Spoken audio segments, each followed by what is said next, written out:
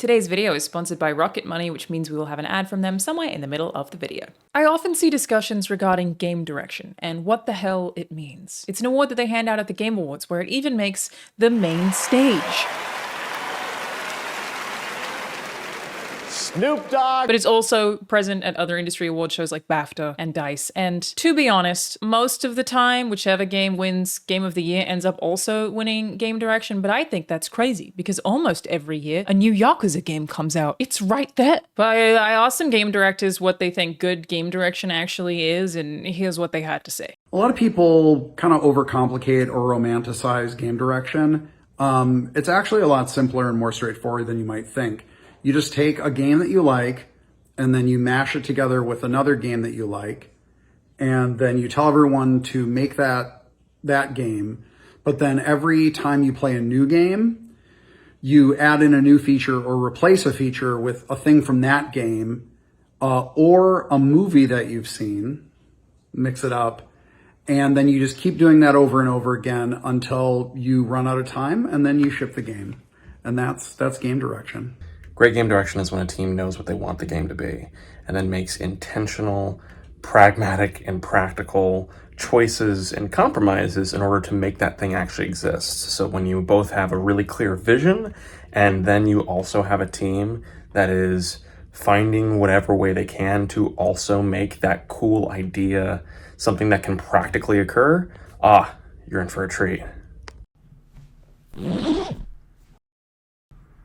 Yeah, game developers talking, which, by the way, if you didn't already know, I have another channel where I do a fortnightly podcast with video game director Mike Bithell and video game composer Austin Wintory, where we talk about game dev stuff and talk to other game directors, including this week's episode where we talk to Mike Laidlaw, who used to be director on Dragon Age and is now director on Eternal Strands.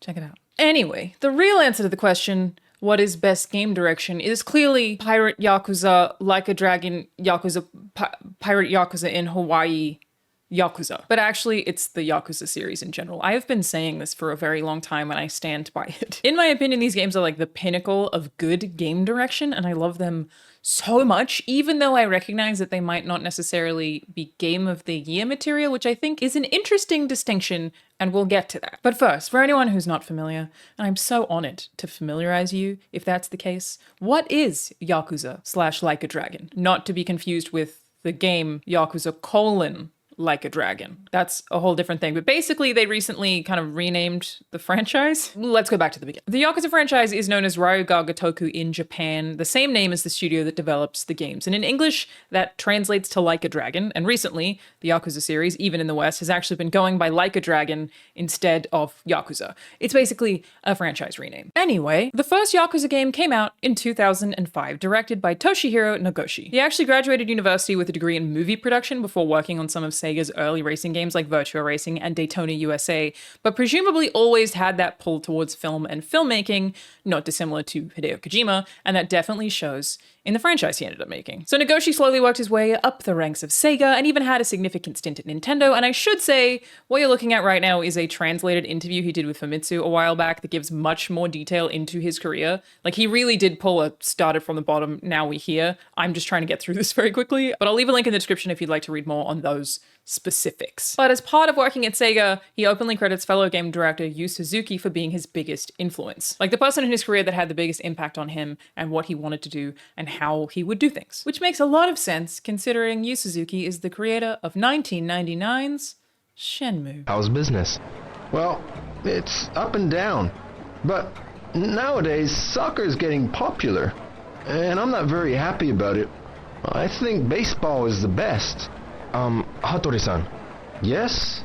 I ought to go. See you. There are a lot of games that don't exist without Shenmue, but that's like a whole separate video. I mean, it was basically the original open world city game. Like, without Shenmue, you don't have Grand Theft Auto, and you certainly don't have the Like a Dragon series. Now for a quick word from our sponsors at Rocket Money. I recently found out that I've been being charged for a subscription service, and I didn't even know what it was. Apparently, I had done like a personality test on a website, and in order to get results, had unknowingly signed up to pay a subscription to said website. But thankfully, Rocket Money got my back. If you haven't heard of Rocket Money, it is an all-in-one finance app that helps you do very important and useful things like cancel subscriptions.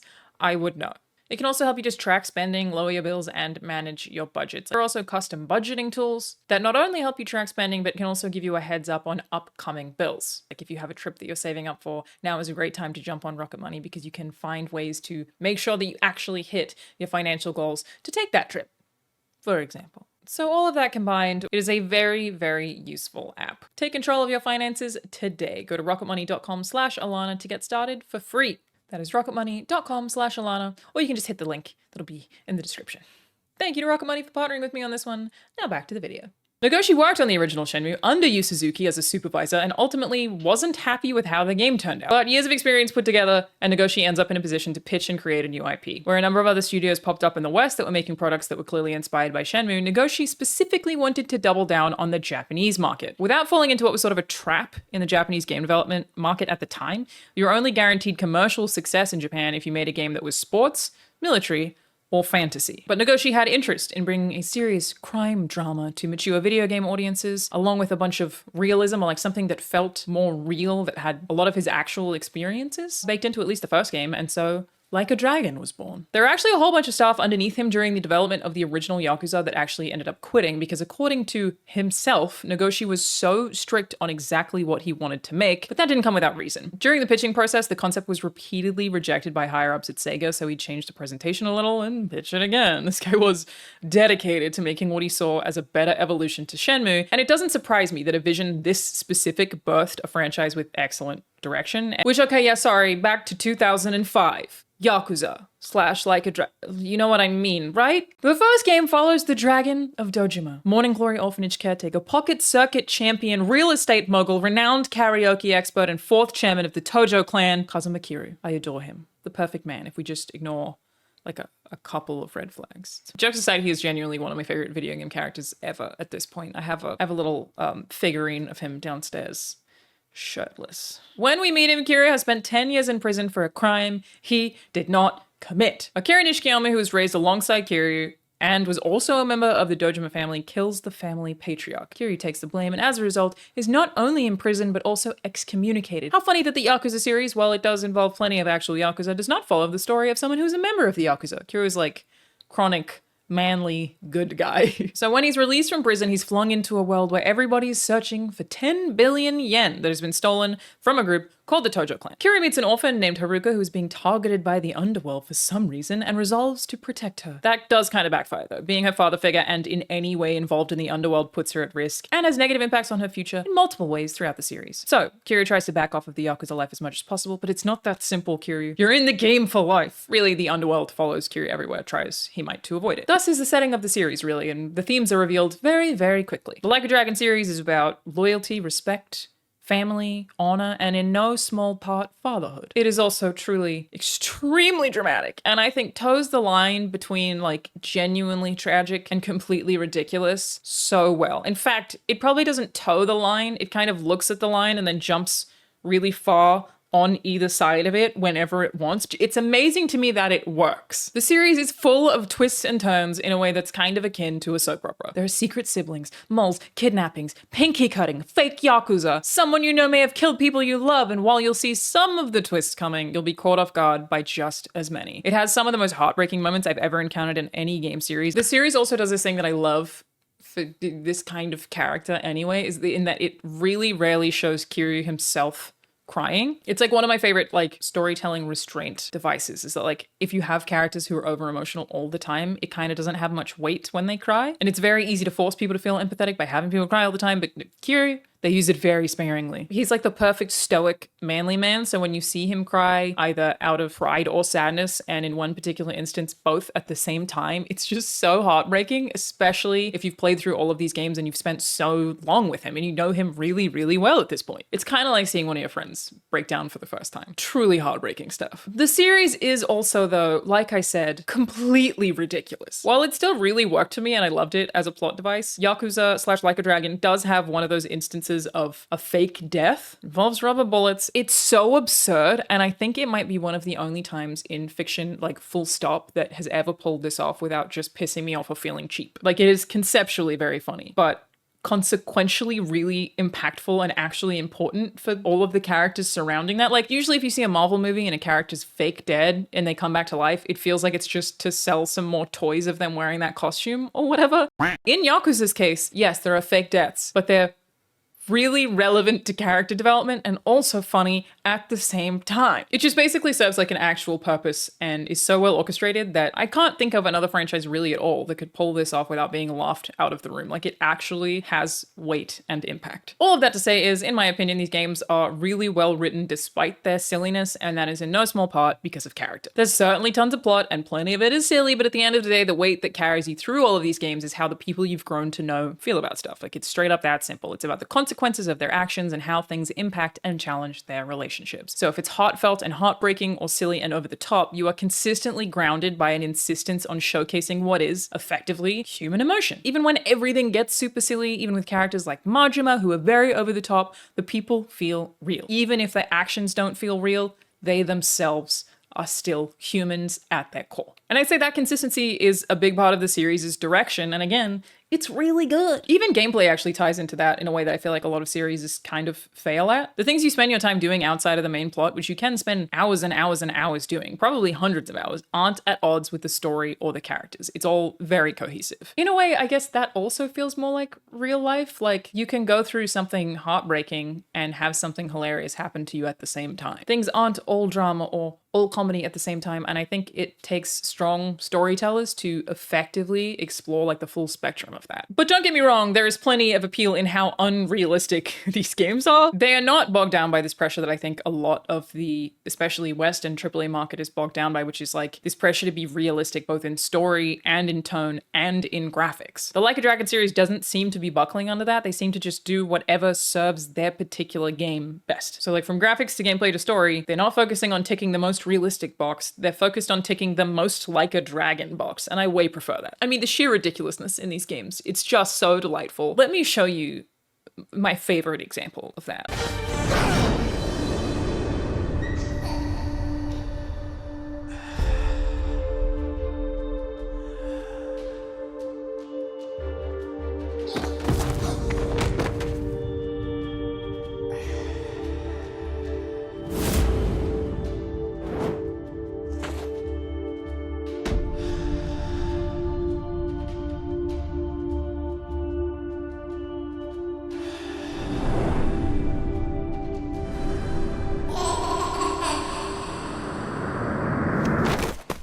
And that is an edited version of that scene, which is just so incredible, so conceptually ridiculous, especially out of context, but in context, it doesn't take you out of it because the stakes are actually legitimately there and actually legitimately matter. Like, as silly as it is. But there's plenty of stuff as well that isn't as like story relevant. So many sub-stories are full of just straight up funny, absurd, really surprising things that are just a delight to watch unfold. Is it weird to praise a video game for how clearly it delights in entertaining you? I mean, in principle, all games are entertaining, but Like a Dragon just often feels like the people had fun making it, even if they've never actually told you so. And I just love that. Writing these games would be so much fun. They don't take themselves too seriously. Even the combat, which I'm like barely talking about here because there's so much that I want to rant about, has this goofy layer to it, especially the finishing moves. Essentially, it's a game series where someone is so traumatized by something that is genuinely, legitimately messed up and very traumatic that they go blind. And yet it's the same series that hilariously forces you to play as a young girl entering an idol competition where you have to do like hours of dance minigames to progress through the story. The fact that they even did that is so funny to me, and on paper it's ridiculous, but because you care about the character, it works.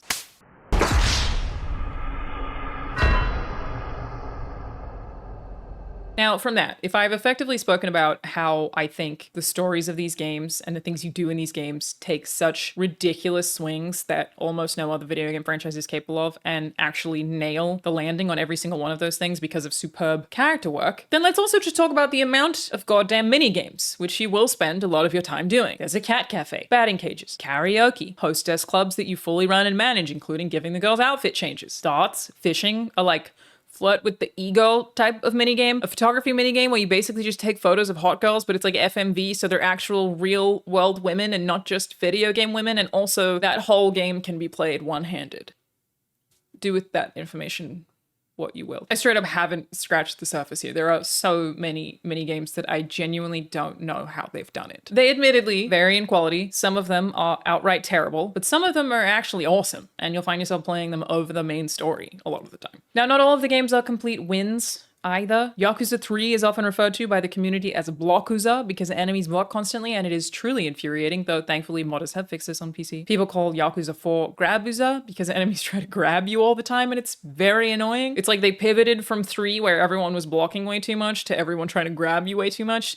Both of these things are annoying. They each have their ups and downs gameplay-wise, and certainly plenty of similarities. Each game is clearly iterating on the last game in some way. Like, if you see one of these games, you are certainly going to recognize the others within it somewhere. They are fundamentally the same thing. But there is also a ton of variety when you look at the overall picture and just such incredible output. There are technically 24 games here in total, I'm pretty sure, though some of these are re-releases and a lot of them are just spin-offs. But like, just to lay out a small span here to paint this picture, 2020 had Yakuza Like a Dragon, which is sitting just below 90 on Metacritic. It's unique in that it was the first game in the series to be developed as a turn-based RPG and notably does not follow the story of Kazuma Kiryu, though it's not the only game in the series that applies to. 2021 had Lost Judgment, the sequel to Judgment, which is another totally different game that is part of the Yakuza universe. It focuses on a private detective investigating a criminal, so totally different tonally to the rest of the series and with different gameplay mechanics. This is just 1 year after Yakuza Like a Dragon came out, and it also has solid review scores sitting around the mid-80s. 2023 had Like a Dragon Ishin and Like a Dragon The Man Who Erased His Name. Ishin is a remake of a game that was previously only sold in Japan and was brought to the West after the success of Ghost of Tsushima. It's set in 1860 Japan and largely, though loosely, has a cast of characters that are based on real Japanese historical figures, but the coolest part of this one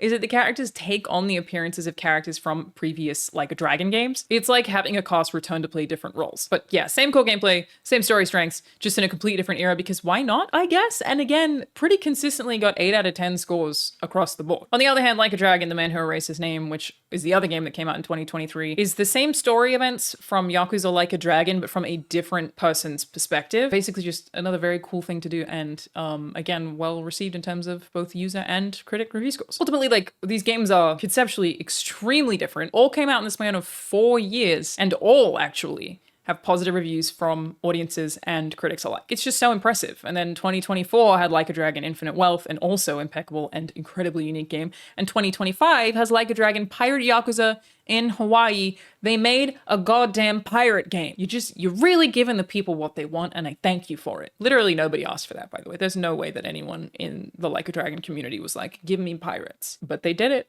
and it looks awesome. I feel like what I'm getting at here specifically is how delightful it is to watch a studio seemingly have a shit ton of fun making what they're making, and to be able to do so cohesively because the games have specific design pillars that they consistently stick to. The storytelling is formulaic but never stale. The gameplay is formulaic but consistently refined and adapted, and where they edge outside of those formulas, they are unabashedly brave and creative in ways that a lot of other studios just aren't willing to be. And they're doing it so frequently with consistently high quality. This virtually always comes a good direction. You cannot produce games quickly without an efficient game director. It is their job to execute things to other members of the dev team as simply as possible to prevent confusion and to allow other devs who are presumably experts in their particular field to get to work as quickly as possible. A studio is not making well-received games annually with this much creativity without a really specific, refined direction. Now, with all of this ranting about the things that I love about the Like a Dragon series, I do feel the need to say that it's not for everyone. A lot of them do feel really dated. The combat is very love it or hate it, and I would not recommend playing them back-to-back in quick succession because they are going to drag. It's a lot of video game, and I don't think any of them individually are 10s, which is why I make the distinction between like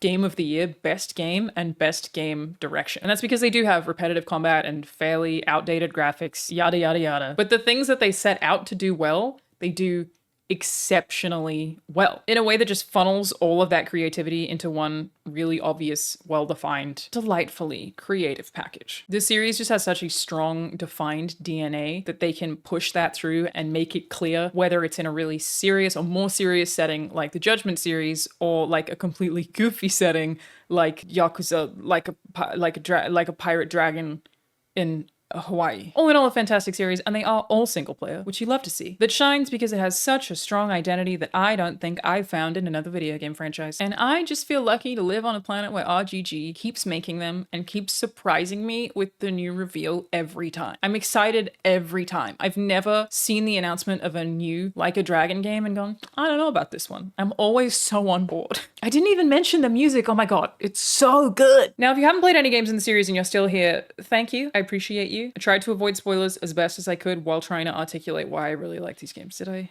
do that? I don't know. But I will say there is an order that you should play them in. I would look this up because people have varying opinions, but I recommend starting with Yakuza 0. And please stick with it for a few hours. Please. And if you do, please genuinely come back here and let me know how you like it. If I can do anything here and that anything ends up being encourage you to play Yakuza and you end up loving it, that will be my proudest achievement to date. Also, don't watch the TV show. Okay, bye!